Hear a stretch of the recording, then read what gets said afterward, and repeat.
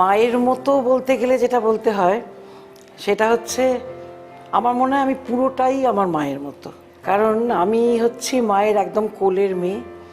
আমরা 5 বোন 1 ভাই, আমি সব থেকে ছোট। শুধু মায়ের ছোট নয়, সারা বাড়িতে আমি সব থেকে ছোট ছিলাম। আদর পেয়েছি প্রত্যেকের কাছে, বাড়ির প্রত্যেকের কাছে, মার কাছে বিশেষ করে। সেই জন্যে না আমার চাল চলন, হাব ভাব, মানসিকতা, রান্না বান্না সব কিছুতেই আমার মা একেবারে জেঁকে বসে আছেন। এমনকি আমার সুগারটি পর্যন্ত মায়ের থেকে পাওয়া।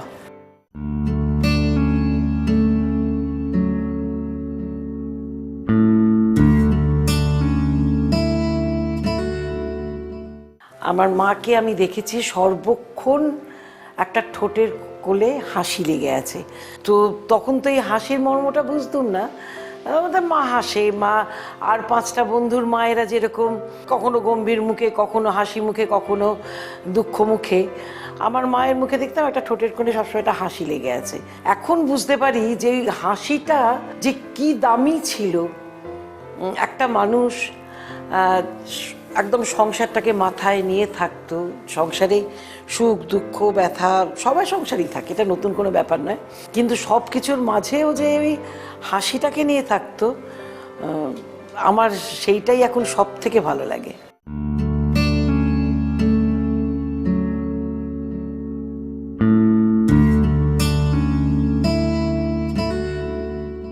মায়ের সঙ্গে কাটানো সমস্ত মুহূর্তগুলোই সেরা, এমনকি মার খাবার মুহূর্তগুলোও সেরা। ছোটবেলায় বড়দের কাছ থেকে একটা কথা শুনতাম যে বড় হয়ে যাবার পর নাকি তাদের সবাই মনে হয় ছোটবেলাটা কেন ফিরে পাই না।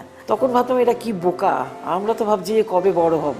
এখন তো দেখছি সত্যি কথাই। তবে ওই একেবারে ছোটবেলাটা আমার ঠিক মনে নেই, আমার মনে হয় না যে কারোরই খুব একটা মনে থাকে। একটু যখন বড়বেলা হয়ে উঠছি আর কি, যখন বুঝতে শিখেছি, সেই সময়গুলো যে মায়ের সঙ্গে কাটিয়েছি সেটাই আমার মনে হয় একদম সেরা সময়।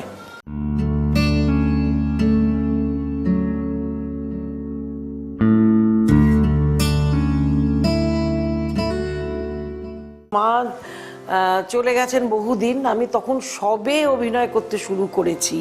মায়ের জন্যেই আজকে এখানে এসেছি। এই কারণে বলছি যে আমার মা কোনোদিনও চাইতেন না যে ওই তথাকথিত একেবারে ঘরের বউ হয়ে শুধু রান্না বান্না করে জানলা দিয়ে এর ঘরে তার ঘরে উঁকি মেরে সমালোচনা করে এরমভাবে দিন কাটাই। যেহেতু আমার অনেক কম বয়সে বিয়ে হয়ে গেছে, একদম স্কুল ডিঙোতে না ডিঙোতেই, তো আমার বরের সঙ্গেও আমার মায়ের খুব ভালো সম্পর্ক ছিল।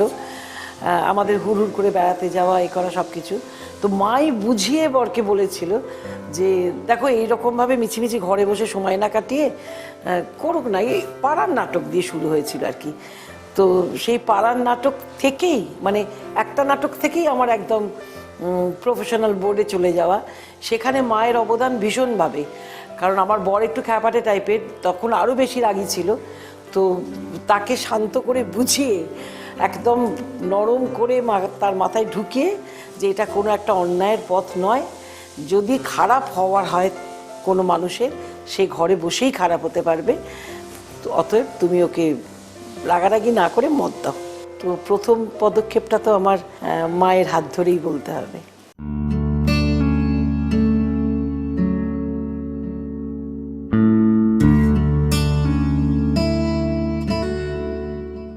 আসলে মা বলতে যেটা বোঝায় না, আমি ছোটবেলা থেকে সেটা আসলে বুঝতে পারিনি। কারণ আমার বাড়িতে এত লোকের আনাগোনা ছিল, এত আত্মীয় স্বজন কিংবা বন্ধু বান্ধব, আত্মীয় স্বজনের থেকেও আমাদের বন্ধু বান্ধব। আমি একদম খাঁটি উত্তর কলকাতার মেয়ে, আমাদের গলিটাই ছিল একটা পরিবারের মতো। সবাই আমার মার কাছে এসে দেখতাম যে মনের কথা বলছে, করতে করতে মা যেন কখনো আমারও বন্ধু হয়ে উঠেছিল। আমার কখনো আলাদা করে মনে হয়নি যে মায়ের কাছে এই কথাটা কি বলবো, এটা কি লুকোবো, এরকম ধরনের কোনো কথা মনে হয়নি। তো যেমন অন্যরা এসে মার কাছে মার সঙ্গে শেয়ার করতো, আমিও সেরকম আস্তে আস্তে বড় হয়েছি, শেয়ার করতে করতেই বড় হয়েছি। আর মা দেখেছি ঠোঁটের কোণে সেই হাসিটা নিতে নিতেই আমার সঙ্গে সঙ্গ দিয়ে গেছে।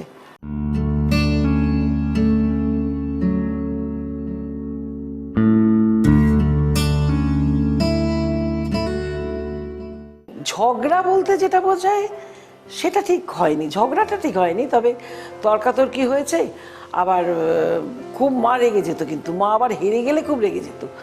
রেগে গেলেই মা একদম মানে সেই কিরম একটা করে উঠতো, আর তখন আমরা খিলখিল করে হেসে উঠতাম। মা হাতের কাছে যা পাইতো ছুঁড়ে মারতো, সে মানে ক্যারাম বোর্ডের ঘুটিই হোক, বই হোক, বাটি হোক, কোনোদিনও টিপটা ঠিক হয়নি, এদিক থেকে ওদিক গিয়ে পড়েছে, কিংবা হয়তো ইচ্ছে করেই টিপ করে মারেনি যাতে ছেলে মেয়েদের গায়ে না লাগে। সেই জন্যেই সেইখান অব্দি থেমে গেছি আমরা।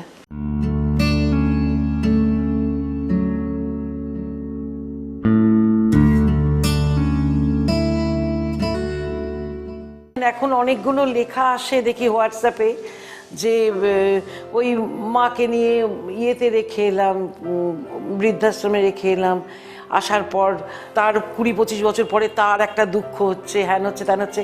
এই দুঃখটা কিন্তু আমার সত্যি কথা বলতে কি একদম হয় না। কেননা আমি জ্ঞানত আমার মায়ের সঙ্গে কোনো রকম খারাপ ব্যবহার করিনি, জ্ঞানত কোনো রকম দুঃখ দিইনি, কিচ্ছু করিনি। অতএব এই যে যারা এখন মাকে নিয়ে এই সমস্ত আধিক্ষেতাটা করে, আমার কিন্তু সেই ব্যাপারটা একদম হয় না।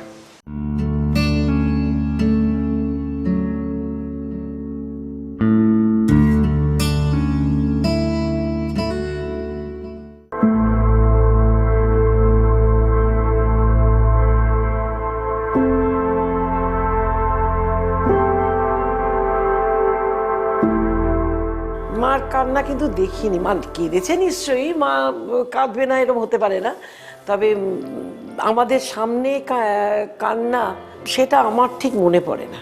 কেঁদেছে হয়তো, মানে ধরুন আমি বলছি যে কারোর দুঃখে, কেউ মারা গেছে একটা কেঁদেছে, কিন্তু সংসারে ঝগড়াঝাটি অশান্তি নিয়ে চোখে জল আসা দেখিনি। কেঁদেছে, আড়ালে কেঁদেছে।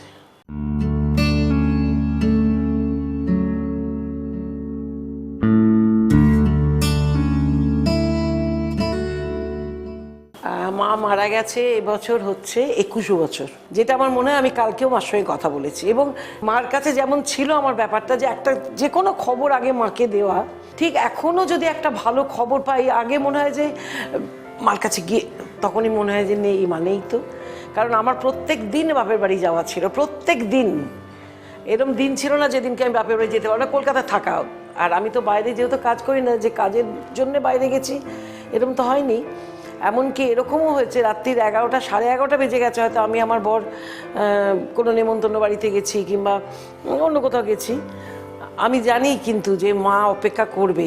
আমাদের গলির সামনে দিয়ে গাড়ি ঘুরিয়ে ছুটতে একবার ভেতরে গিয়ে ঠিক দেখেছি বারান্দায় দাঁড়িয়ে আছে। আমি ঠিক আছে, আসতে বলছি, কারণ প্রাইভেট গলি তো সবাই ঘুমিয়ে পড়েছে। আমি হাতটা নেড়ে বললাম ঠিক আছে। মাও নিশ্চিন্ত হয়ে ঘরে চলে গেল, আমি ফিরে গেলাম।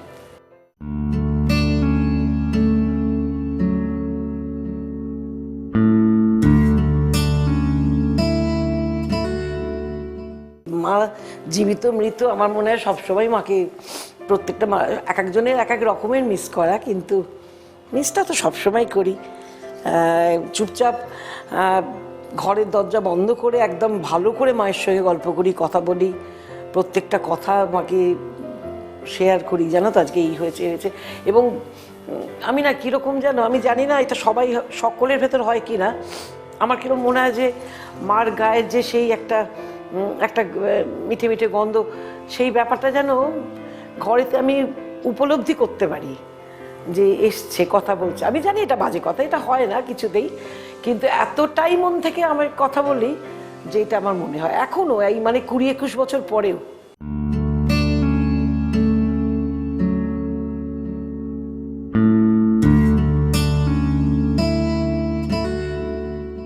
আমার চুলটা না চিরকালই একটু ছোট ছোট করে কাটা থাকতো, কারণ আমার আমার দিদিরা আমার থেকে অনেকটাই বয়সে বড় বড় সবাই।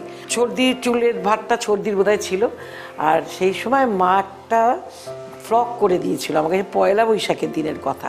ফ্রকটা এত সুন্দর হয়েছিল, পিঠটা একটু কাটা, তো আমার চুলটা না ওই পিঠের কাটার থেকে একটু বড় ছিল। তো আমার মনে হয়েছিল যে চারিদিকে তো সবাই স্টাইল করে, তখন 5-6-এ পড়ি, আমি বারবার ঘাড় ঘুরিয়ে ঘুরিয়ে দেখছিলাম যে একটু যদি চুলটা ছোট হতো আমার, তাহলে আমার পিঠটা একটু দেখা যেত। কি যে ভীমরতি ধরলো।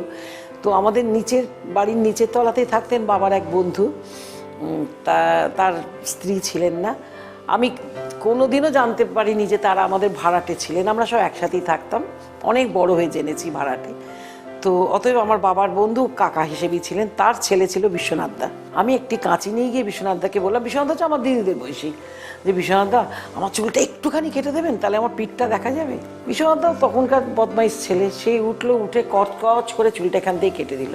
আমার যে কি আনন্দ, আমি চুল একবারে দিক করছে, একবারে দিক করছে, এই যে পিঠটা কাটা, আমি কখন রাস্তায় বেরোবো, সবার সামনে এরম এরম করবো। হঠাৎ দেখলাম বারান্দায় মা, একটু অবাক হয়ে দেখলো, দেখে নিচে নেমে এলো। কি মারলো বিশ্বাস করুন, পয়লা বৈশাখের দিন যে ওই রকম কেউ মারতে পারে। বিশ্বনাথ দার বাবা মানে আমার সুবোধ কাকা, আমার বাবার বন্ধু, তিনি ও বৌদি মেয়েটা মরে যাবে পয়লা বৈশাখের দিন, আজকে মার খেলে সারা বছর মার খাবে। মা মানে আর কিছু না পেয়ে মার আঁচলে যে চাবিটা মারা ছিল সেটাকে পর্যন্ত ছুঁড়ে মারলো। আমি অনেক মারটার খেয়ে একটু কেঁদে টেঁদে ভাবলাম যাকে এটার উপর দিয়ে চলে গেল, কিন্তু পিঠটা আমার দেখা যাবে। অতএব এইরকম যার মেয়ে, তার মা কতখানি কি হবে নিজেরাই বুঝতে পারছেন।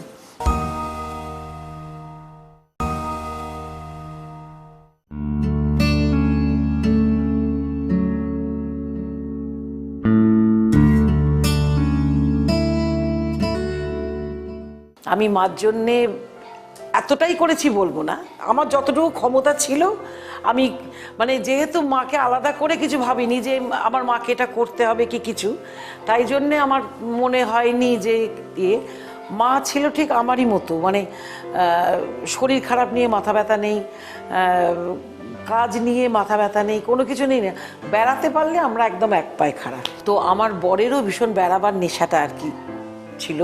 এখন বয়স হয়ে গেছে, অনেক কির সঙ্গী পড়ে গেছে, যাই হোক। তো আমরা এই যে বললাম যে রোজ মায়ের কাছে যাওয়ার একটা ব্যাপার ছিল, বাড়ি ভর্তি লোকজন, আমাদের বাড়িতে অনেক লোক থাকতাম আমরা একসাথে। তো গিয়ে দেখলাম হয়তো মার শরীরটা একটু খারাপ। তো আমার বর বললো, কি হলো, ওটা শরীর খারাপ কেন? ওরা আর বলো না, সকাল থেকে যে কিরোবাটা করছে, যাবেন নাকি দেওঘর? মা বললো, হ্যাঁ। ও মা, আমরা যা একটা জামা কাপড় যা ছিল হাতের কাছে নিয়ে গাড়িতে পেট্রোল ভরে, তখনও হয়তো আমার মেয়ে হয়নি, তারপরে আমার মেয়ে হয়েওছে, কোনো ব্যাপার নয়, আমরা কয়েকজন মিলে গাড়িতে চেপে বসলাম, হোল লাইট আমরা চলে গেলাম দেওঘর। তো এরকমভাবে ঘুরেছি। তাছাড়াও আমি এত বড় ট্যুরে যাওয়া ছাড়াও আমাদের বেড়ানোটা একটা, বেরিয়ে পড়াটা বাড়ি থেকে একটা আমাদের নেশা।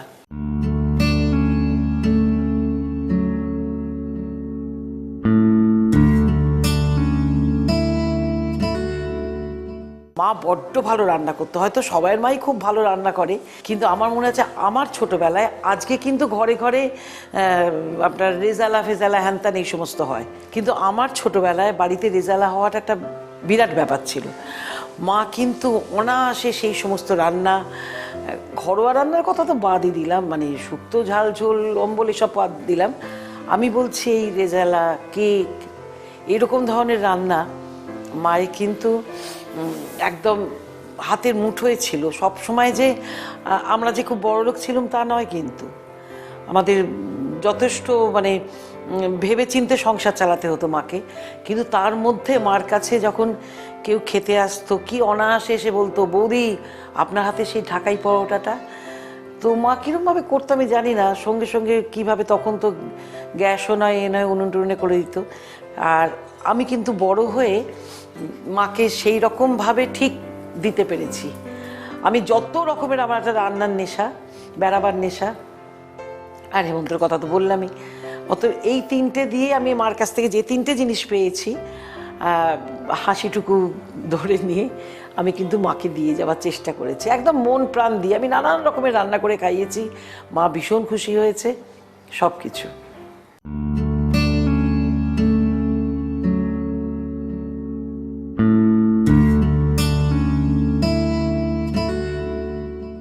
মোটামুটি মায়ের হাতে সমস্ত রান্না আমি করতে পেরেছি, কিন্তু একটা ঝোল আমি জানি না কেন কিছুতেই হয় না, একদম সাধারণ আলু পটল কাঁচকলা দিয়ে একটা শিঙি মাছের ঝোল, একটু কালচে কালচে রঙ হতো, কী করে হতো আর কিভাবে যে ওই টেস্টটা হতো, ওই একটা রান্না আর একটা ধোঁকার ডালনা, এই ব্যাপারে মা আমাকে ধোঁকা দিয়ে গেছে। আমি কিন্তু কিছুতেই এই রান্না দুটো ধোঁকাটা করি, সবাই খেতে খুব ভালো বলে, ঝোলটা সবাই ভালো বলে, কিন্তু আমি জানি মায়ের ধারে কাছে ওই ঝোলটা হয় না। এত ভালো ভালো রান্না আমি মায়ের থেকে নকল করেছি, কিন্তু কিছুতেই কিসের জন্য আমি জানি না যে ওই সাধারণ ঝোলটা আমি কিছুতেই মায়ের মতো করতে পারি না।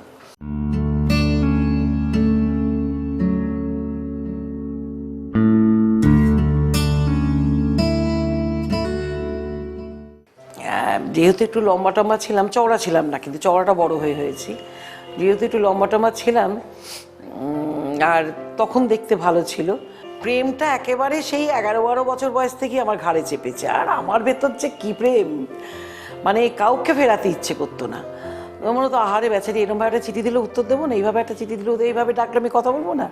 তো মাকে শেষে বলতাম। একদিন মা আমাকে বললো যে শোনো একটা কথা বলি, এই যে সবাই তোমাকে বলছে যে এত ভালো লাগে, এত ভালো লাগে, এত ভালো লাগে, তোমার কি মনে হয় না যে এর মধ্যে কেউ কেউ মিথ্যে কথা বলছে? আর আমি মরেছি না মা, মুখ দেখে তো মনে হলো না।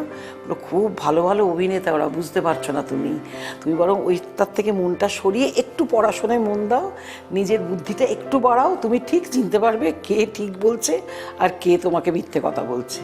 খুব ধাক্কা খেয়েছিলাম কথাটায়, তারপর কিছু কিছু লুকিয়ে লুকিয়ে করেছিলাম এদিক ওদিক প্রেম লুকিয়ে, কিন্তু কেউ বাড়িতে ঢোকার পর মার দিকে তাকালেই মনে হতো ধরা পড়ে গেছে। ওই যে হাসিটা বলেছিলাম না, ওই হাসিটার মধ্যে কি একটা ছিল, কিনোটা এরকম হয় ঠোঁটের কোনো একটা হাসতো, আমার খালি মনে হতো ধরা পড়ে গেছি। একটু এদিক ওদিক তাকিয়ে আমার শোনা একটা কথা আছে বলে ফেলতাম।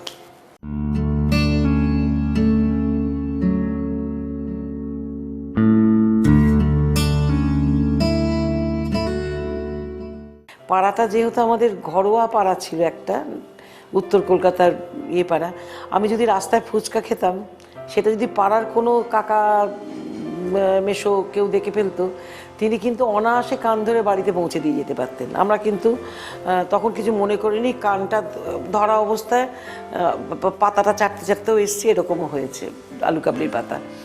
তো এরকম ধরনের ছোটোখাটো ব্যাপারে মার কাছে বকুনি টকুনি খেয়েছি, সেগুলো আলাদা কথা, কিন্তু পাড়ার লোক আমার সম্বন্ধে কিছু বলেছে মায়ের কাছে, আমি মা তখন হয়তো তার সামনে আমায় খুব বকাবকিও করেছে, এটা তো হয়নি হ্যান ত্যান, বাড়ির সকলেই বকেছে, আমি একটু চুপ করে থেকেছি। তারপরে আমি মাকে বললাম যে মা তুমি মিছি মিছি বকলে আমাকে ব্যাপারটা, কিন্তু ঘটনাটা কি হয়েছিল জানো, এই কথাটা বলেছিল, তার জন্যে আমি এই কথাটা বলেছিলাম। তো মা একটু হেসে বলল যে দেখো, তবুও আমি তোমাকে বলবো যে মুখের ওপর কথাটা বলা উচিত হয়নি, কারণ বড় তো, নিজেদের বাড়ির লোকের মতো সবাই বলাটা উচিত হয়নি, কিন্তু তুমি যেটা বলছো সেটাকেও আমি অস্বীকার করতে পারি না, এটা ওরা অন্যায়ই বলেছিল, তোমার ঢোক গিলে চলে আসা উচিত ছিল। না, ঢোক গিলতে যাবো কেন মা, ঢোক গেলা মানেই তো হজম করে নেওয়া, বলেছি ঠিক, ওই যে একটা তর্ক, আমি মানে থামবো না আর কি। আমার যখন মনে হয়েছে যে আমি এটা ভুল করিনি, তো তখন লাস্টে মা বলতে বাধ্য হয়েছে, ঠিক আছে বাবা ঠিক আছে বলেছো, কিন্তু ভাবো আর কোনোদিন বলো না, একবার বলে ফেলেছো, হ্যাঁ ঠিক আছে এবার মিটিয়ে নাও। আর গর্বের কথাটা তো বললাম, মা যেন কিরকম একটা আমাকে নিয়ে সর্বক্ষণই গর্বের ব্যাপার ছিল, যে না না ছোটো মেয়ে যা করেছে ঠিক করেছে, এরকম একটা ব্যাপার ছিল। কিন্তু মাও আমাকে লুকিয়ে লুকিয়ে বলতে, এটা কিন্তু উচিত হয়নি, আমি সবার সামনে তোমাকে বললাম না বটে, কিন্তু এটা খুব অন্যায় করেছে। আমিও জিভ কেটে বললাম, আমি বুঝতে পেরেছি মা, এটা আমি ভুল করেছিলাম, আর কোনোদিনও করবো না। একটা সমঝোতা ছিল দুজনের মাঝখানে আর কি, মানে বাইরের লোকের সামনে আমরা কেউ কাউকে কিছু বলতাম না, আড়ালে আমরা থেমে যেতাম।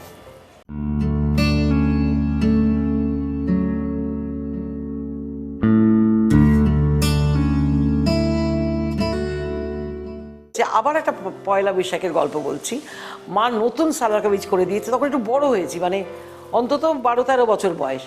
আমি একটা লাল বাড়ি, সামনের বাড়িটা লাল বাড়ি ছিল, উঁচু পাঁচিল ছিল, সেইখান থেকে দাম করে লাফিয়ে পড়লাম, চোর চোর খেলা হচ্ছে, চোর খেলা হচ্ছে, পড়েছি।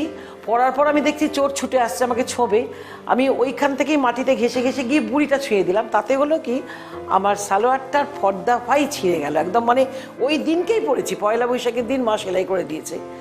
সেই ছেঁড়া সালোয়ার তো মা খুলে নিলই, তার উপরে আবার বেদরক্ষর মার খেলাম। মানে এই যে মায়ের কাছে মার খাওয়া, আমার মনে হয় যে খুব একটা লাগতো না, কেন না পরে আবিষ্কার করেছিলাম মা না এইরকমভাবে মারি, এই রকম করে মারলে না আওয়াজটা যত হয় লাগে না তত, ওটাও বোধহয় মায়ের আমার সঙ্গে একটা খেলা ছিল। লোকে দেখলো খুব মার খেলো, মেয়েটা মরে যাবে বোধহয়, কিন্তু আমার লাগতো না। আর নয়তো মার খেয়ে খেয়ে শক্ত হয়ে গেছিলাম বলে লাগতো না। দুটোই আমি এখনো বুঝতে পারি না কোনটা ঠিক।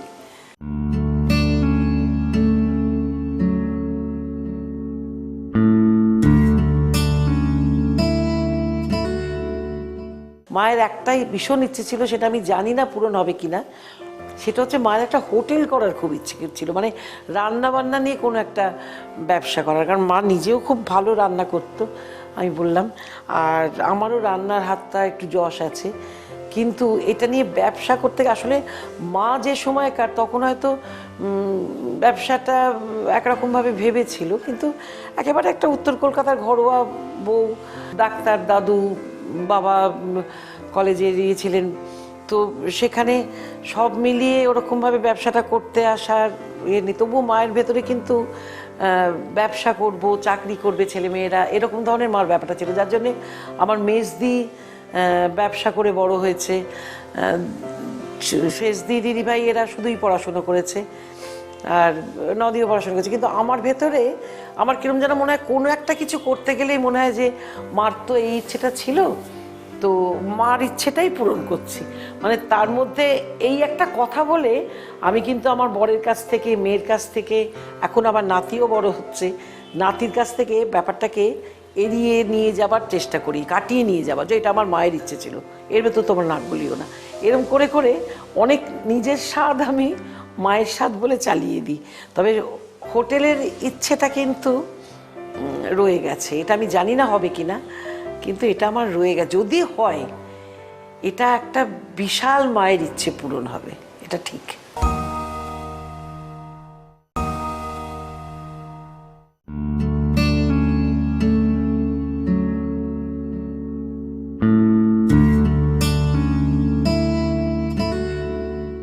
চারিদিকে যেরকম লোকেদের কাছে শুনি, মা বললেই মনে হয় এতটা সিঁদুর পরা, এত বড় একটা সিঁদুরের টিপ পরা, কিংবা লাল পেরে শাড়ি পরা। আমার কিন্তু আমার দেখা মায়ের একদম সেটা ছিল না। মা দেখতাম যে ওই সিঁদুর একটা পরা আছে, মানে রোজ পরতে হবে এরকম কোনো মানে নেই, টিপ তো জীবনে পরতে দেখিনি। আর ভীষণ সুন্দরী একজন মহিলা, ভীষণ সাধারণভাবে থাকতেন, একটা সাধারণ কাপড় পরে। আর একটা ব্যাপার কি, মাকে কিন্তু আমি রঙিন শাড়ি পরতে দেখিনি, এমনি নানান রকম পারে সাদা শাড়ির উপর দিই। কি না দিদিভাই তখন বড় হয়ে গেছে, আমার বড়দি, দিদিভাই, মেজদি, এরা নাকি বড় হয়ে গেছে, মার রঙিন শাড়ি পরতে লজ্জা করতো।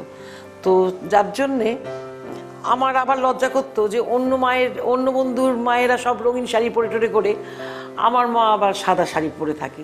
সেটা আবার একটু মনে হতো আমার যে কিরকম যেন একটা, কেন সাদা শাড়ি পরো তুমি? তখন মা আমাকে বলেছিল, তুমি বোঝো না, ওরা হয়তো প্রথম মেয়ে কিংবা দ্বিতীয় মেয়ে, তোমার তো বড় বড় দিদি আছে, আমার ওই রঙিন রঙিন শাড়ি পরতে লজ্জা করে।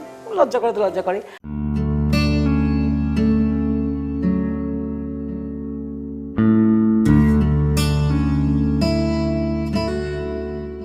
পাড়াতে যদি কোনো নেমন্তন্ন থাকতো, মানে পাড়ার মাসিমা, দিদিমা, জেঠিমা এরা সবাই মিলে যাবে, সেখানে আমার মাও যাবে, তো ওরা একসাথে দল বেঁধে যাচ্ছে, আমার নিজের চোখে দেখা তারা না হাতে করে একটু পাউডার এনে মাকে মুখে, জানতাম তো তুমি কিছু করবে না, না নিন তো একটুখানি মুখে, কেউ পাউডার মাখিয়ে দিল, একটা কেউ টিপ পরিয়ে দিল, আর মা সে কী লজ্জা, তারপর টিপ টিপ করে বিচ্ছিল, একজন যেন মনে হয় সেজেছি একটা যাত্রা দল। যাই হোক, ওরকমভাবে যেত হাসতে হাসতে। কিন্তু ওই যে পরিপাটি সাজগোজের ব্যাপারটা আমি মাকে কোনো দিনও দেখিনি।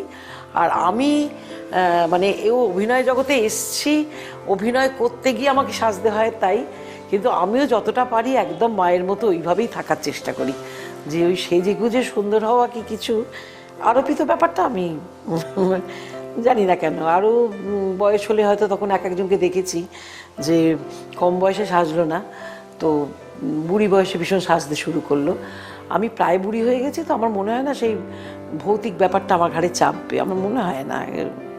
আমি ওদের একটু সাধারণ থাকতেই ভালোবাসবো, সেরকমই থাকবো।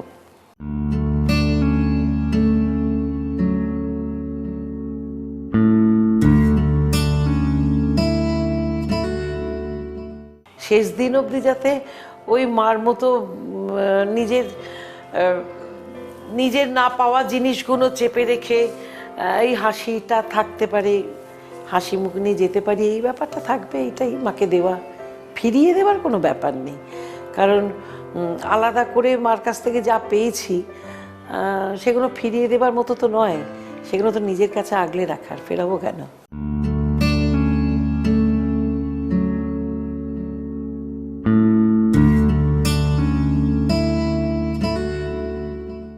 এখনই মাকে ভীষণ দরকার, কারণ যে সময় মা ছিল তখন মাকে একদম কখনো আলাদা করতে পারিনি, কিছু পারিনি। যদি বলে নিংড়ে নেওয়া, তাহলে একদম মা আমাকে, আমি মাকে নিংড়ে নিয়েছি। আমাদের ভেতর কোনো রকম বাধা, এমনকি যখন মা হসপিটালে, তখনও প্রত্যেকটা দিন দুবেলা ছুটে যাওয়া, অনেক সময় কাটানো, অনেক কিছু।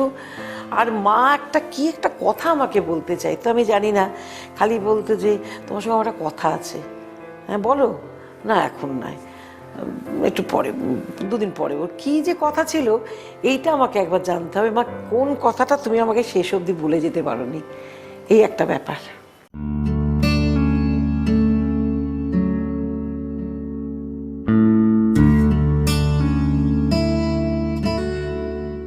মায়ের একবার চোখ অপারেশনের কথা উঠলো, সে ছানি অপারেশন হবে। তো চারিদিকে সবাই খুব মানে হয়েছে, মার ছানি অপারেশন হবে।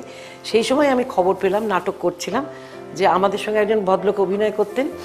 তিনি বললেন যে আমাকে 1 সপ্তাহে ছুটি দিতে হবে, আমি পরের সপ্তাহে এসে অভিনয় করব বোর্ডেতে, প্রফেশনাল বোর্ডেতে।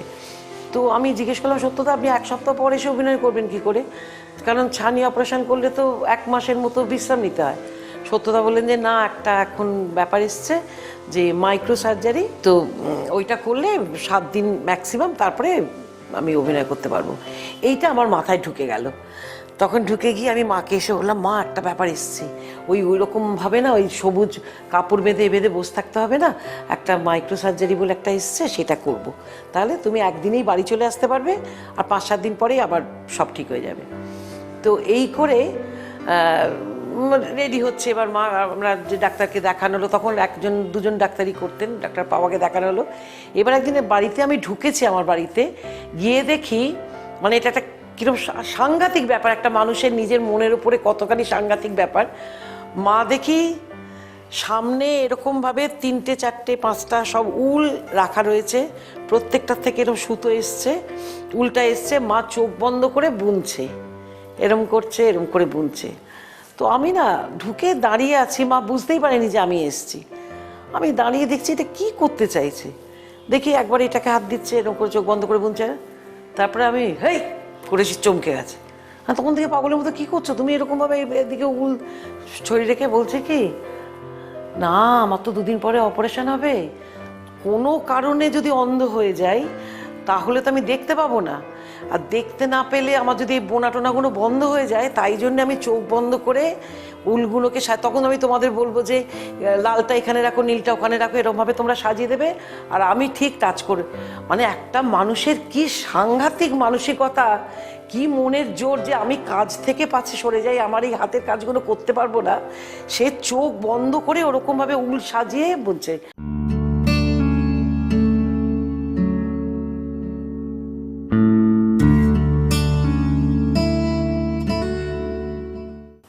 মায়ের মারা যাওয়াটা মানে অসুস্থতার ইয়েতে নয়, মা সুগার ছিল, তো তো আমার মেয়ের বাড়িতে বেড়াতে গিয়ে ওখানে কিছুদিন ছিল। মেয়ের তো হচ্ছে মায়ের প্রাণ ছিল, মানে আমি বললাম যে হিংসের কথাটা, মেয়ের সঙ্গে, তারপরে পরবর্তীকালে মায়ের সঙ্গে বড্ড বেশি মেয়ে মার কাছ থেকেই বড় হয়েছে, ওখান থেকে মেয়েরও খুব কম বয়সে বিয়ে হয়েছে। তো মা ওর কাছে গিয়েছিল, ওখানে গিয়ে পড়ে গেছিল একদিন, মানে আসলে পরে আমরা বুঝতে পেরেছিলাম যে পড়ে যাওয়া নয়, ফিমার বোন থেকে এই ফিমার বোনটা ফ্র্যাকচার হওয়াটা হচ্ছে আপনার সুগার থেকে ওটা ক্ষয়ে যায়। সেই জন্যে মা বোধহয় দাঁড়িয়ে দাঁড়িয়ে কী করে পড়লে মাও বলতে পারছিল না, মাথা ঘুরেও পড়েনি কিছু না, তো এইটা হয়ে গেছিলো, হাড়টা ক্ষয়ে গিয়ে ভেঙে গেছিলো। তারপরে হসপিটালে ভর্তি হওয়া, অপারেশন হওয়া, সবই হলো। আর যেহেতু মা ভীষণভাবে অ্যাক্টিভ ছিলেন, সমস্ত কাজ করা, সমস্ত করা, রান্নাবান্নার, মার হাতের অসাধারণ সেলাই, মানে এটা ভাবা যায় না, মায়ের হাতের এই যে সেলাইয়ের ব্যাপারটা। তো সেই মা যখন অসুস্থ হয়ে পড়লো, মা যখন ভর্তি হয়েছে, তখন সামনের দিকের একজন ভদ্রমহিলা, তারও ওরকম ফিমার বোন ভেঙে গেছিলো, তার অপারেশন হয়ে গেছে। সেই ভদ্রমহিলা কীরকম বিচ্ছিরিভাবে লাঠি নিয়ে লাফিয়ে আসছেন। তো মা তাকে দেখে আমাকে ডাকলো, ডেকে বললো ওনার কি হয়েছিল। তো আমি খুব গদগদ হয়ে বললাম, ওই দেখো মা, ওনারও তো ফিমার বোন ভেঙে গিয়েছিল, তো তোমারও তো অপারেশন হবে, তুমিও ঠিক এরকম হাঁটতে পারবে, দেখেছো কি হাঁটতে কারো হাঁটছি। মা আমাকে ডেকে বললো, শোনো একটা কথা বলছি, আমার না বেঁচে থাকাটা আমার কাছে বড় কথা নয়, আমি ওরকম বিচ্ছিরিভাবে লাফিয়ে লাঠি নিয়ে হাঁটবো, আমি যেন এরকম না। আমি তোমার কাছে আমি হাত জোর করে অনুরোধ করছি, তুমি যদি কোনো দিন দেখো আমি ওরকমভাবে লাফিয়ে হাঁটাচলা করছি, তুমি আমাকে মেরে দেবে। আমি মেরে দেবো মানে? বলো আমি জানি না, সে তোমার ওপর ভার রইলো, আমি যেন বিছানায় পড়ে না থাকি। অপারেশনের আগে আমি তোমাকে বলে যাচ্ছি, আমি যেন বিছানায় পড়ে না থাকি, আমি যেন বেঁচে থেকে ওরকম লাফালাফি করে হাঁটাচলা না করি। আমি যদি সুস্থ সবল হয়ে ঘরে ফিরতে পারি ফিরবো, না হলে আমার বেঁচে থাকার কোনো ইচ্ছে নেই। আমি যা বেঁচেছি, যা পেয়েছি, অনেক পেয়েছি, সকলকে দেখে সকলকে রেখে যেতে পারছি, এটাই আমার কাছে বিশাল যাওয়া। কিন্তু প্লিজ তোমাকে আমি অনুরোধ করছি, তোমার অনেক বেশি বুদ্ধি, তুমি যেন আমাকে এরমভাবে তাহলে তারপর আমি তো জেল খাটবো। বলো কিচ্ছু খাটবে না, তুমি আমাকে মেরে দিও, আমাকে যেন এরকম হয়।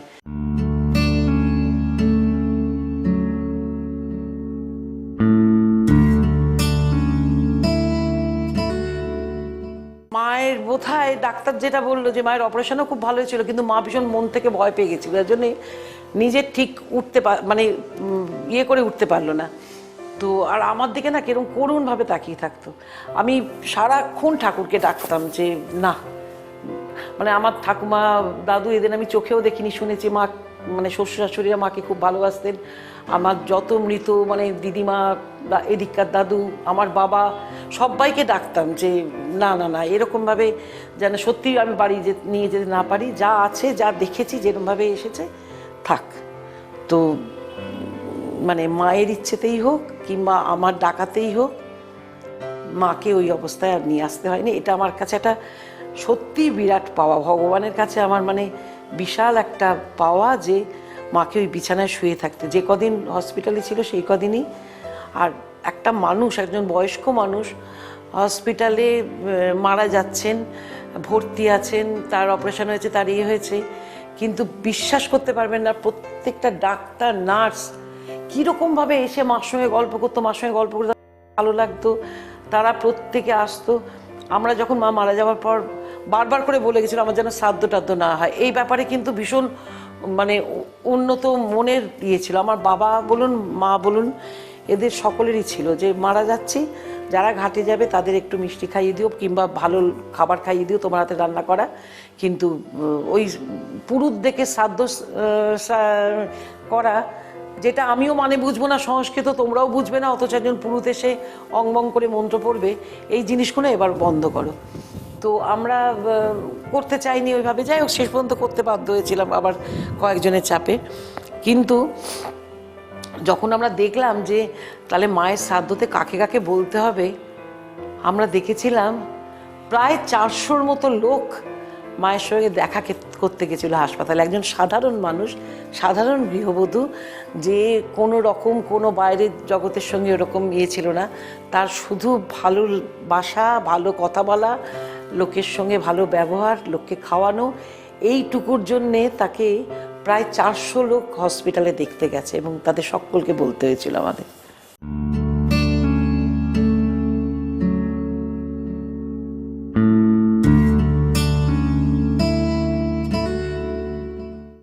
আমি সত্যিই খুব বদমাইশ ছিলাম জানলে মা। এখন মনে হয় যে তোমাকে সব কথা বললেও বোধহয় ভেতর থেকে কিছু কিছু চেপে গেছিলাম, কিংবা তুমি যাওয়ার পর বোধহয় এখন একটু বদমাইশ হয়েছি। কারণ যেটা তুমি হতে পারোনি, সংসার করে গেছো, এই সংসার করে আমিও যাচ্ছি, কিন্তু এখন আমি বুঝতে পেরেছি যে সংসারের চাপেতে একটু নিজেকে স্বার্থপর, একটু বদমাইশ হতে হয়। তো আমি যদি খুব কম হয়ে থাকি, তুমি আমার পাশে থেকে একটু স্বার্থপর করার চেষ্টা করো আমাকে। একটু স্বার্থপর না হলে কিন্তু আমি সংসারে সবাইকে ভালো রাখতে পারবো না। কারণ আমার এই ব্যবহারের জন্যে সকলেই ভবিষ্যৎটা তাদের খারাপ হয়ে যাচ্ছে, আমার আদরে বলো, আমার যত্নে বলো, সব কিছু, এটা আমি বুঝতে পারি। তো আমাকে এবার একটু স্বার্থপর হতে হবে, সেই জন্য তুমি আমাকে একটু সাহায্য করো, এটাই মায়ের কাছে আমার একমাত্র চাহিদা।